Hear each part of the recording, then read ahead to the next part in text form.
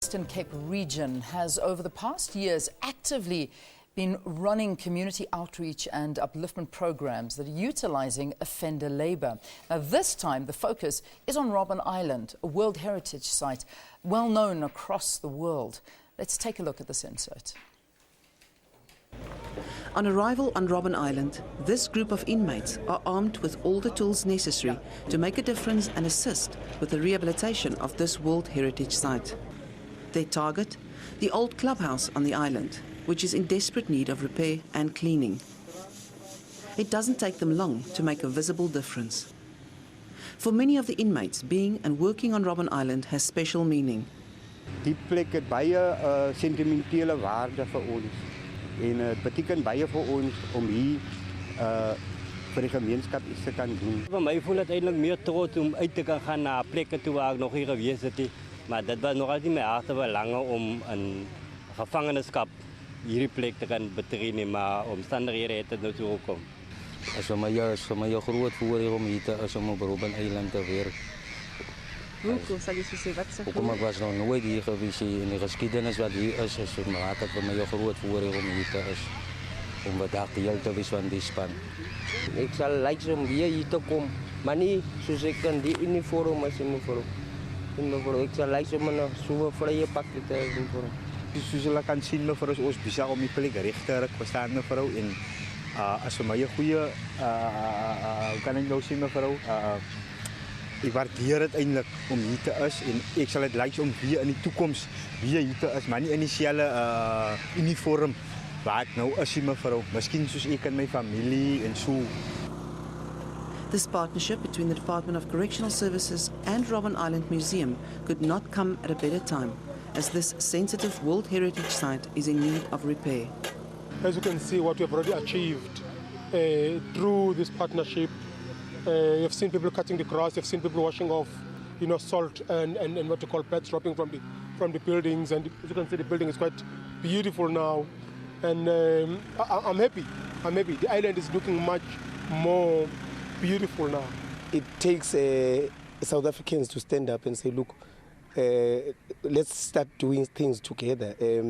As you can see, we were here an hour ago. You could see the length of the tall bushes.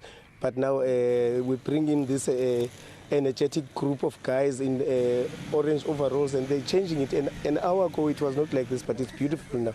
So when we start doing things together, we will get somewhere. Robben Island has a rich history, dating back hundreds of years, bearing evidence of the many people who lived and died here. Linky Bierman for Morning Live, Robben Island. Rich history indeed. Very, very rich history. A very, very sore history, but one that's necessary to remember. That's why we're going to talk to someone who was here on the island as a political prisoner. And the Robben Island Museum's initiative to hire ex-political prisoners as tour guides has proved hugely successful. In fact, a number of people want to get that first-hand account of what it was like for South Africans who were fighting for freedom to be incarcerated here on Robben Island. So I've got a gentleman who in fact can tell us more about that experience. I'm with Utata here, Vincent Diba. He's a Robben Island tour guide and also a former island political prisoner. Dada, a very good morning to you. Thank you so much for joining us. Good morning, sir. Talk to us about your very first stay. Very first time that you landed on Robben Island. Of course, it was much different circumstances that we have you here today. Indeed. I still remember that day. It was a funny day, let me put it that way, and also an exciting one, because it was on the 9th of August 1983. And when I arrived in the cells, at the communal cell, the comrades, were commemorating the day, and we joined them. Well, I must say that as time went on, I got used, that is, to the stay on Robben Island, and I was sentenced to 15 years, we could imagine, and we could at times imagine and even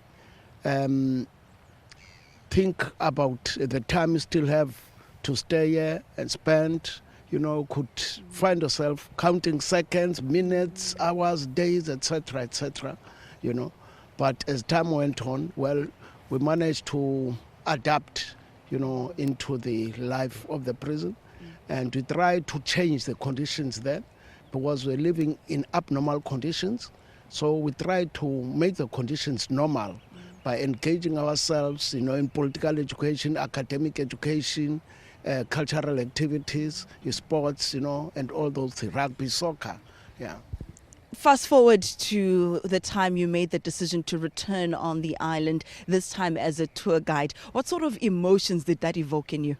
Well, I must say that the last day, fortunately, I was in the very last group to be released on Robben Island in 1991 on the 27th of April. And as the boat blowback left the harbour, I looked back to the building, that is the prison, maximum security prison, and I felt as if a very, very huge rock had been removed off my shoulders, and I had only one, determination in me to expedite the process of making our freedom a reality.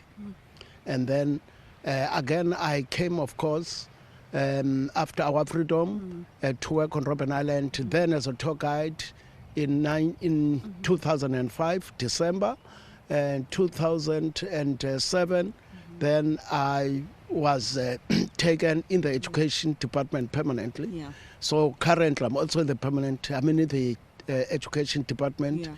And that I get the sense that you'll be very instrumental in taking in some of these convicted criminals who are youngsters who are going to be now working on the island and hopefully rehabilitated as they rejuvenate the island as well. Datu Tiba, thank you so much for joining us. A former political prisoner, might I add. So it wasn't for a criminal cause that he was here, but he'll be helping rehabilitate some criminal offenders in this day and age right here on Robben Island. I've been waiting all morning to say this, that we are not alone here on the island. Philip, it's here.